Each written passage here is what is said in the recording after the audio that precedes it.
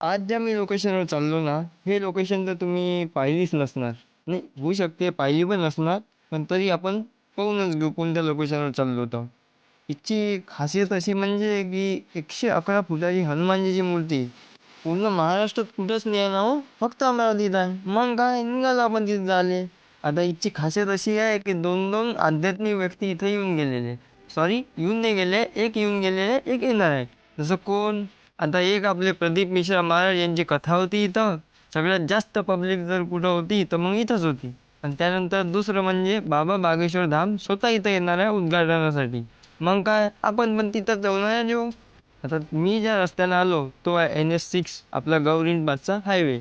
पण तुम्हाला जर यायचं असेल तर दस्तूर नगरापासून पहिला लेफ्ट जर तुम्ही घेतला, सरळ छत्री तलाव रोडवर यायचं, तिथून 2 किलोमीटर नंतर हे लोकेशन आहे. आता या लोकेशनबद्दल असं खासियत सांगायला होती की 111 फुटाची हनुमानजीची मूर्तीची स्थापना तर होतेच आहे, पण त्या व्यतिरिक्त या मार्गावर इतका जबरदस्त व्ह्यू आहे ना राजेहो, सकाळी इतकं जबरदस्त व्ह्यू लागते इथचा. तर चिखलदऱ्यानंतर दुसरा नंबर ह्याच जागेचा लागला पाहिजे. आता ही जी प्रतिमा आपल्याला लाभली आहे, ही लाभली आहे सौ नवनीत रवी राणा, आमच्या ज्या माजी खासदार होते त्यांच्यामार्फत. आणि विशेषतः म्हणजे अशी की प्रत्येक क्षणोक्षणी आपल्या दुःखात, आपल्या प्रत्येक वाईट वेळेस सोबत असणारे आपले हनुमानजी आता आपल्या साक्षात आपल्या डोळ्याने दिसणाऱ्या रूपात आपल्यासोबत राहणारच आहे अमरावतीमध्ये.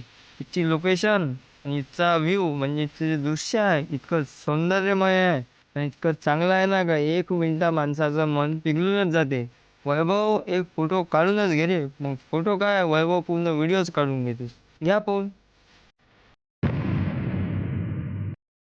थोडीफार एडिटिंग शिकला ना हो तुमचा भाऊ. एडिटिंग नाही केली तर मग कसं जमणार? लोकांना तसंही नवीन नवीन पाहायला लयच आवडते ना. मग आपलं लोकेशन पण आपण नवीन दाखवली, एडिटिंग पण नवीन दाखवली.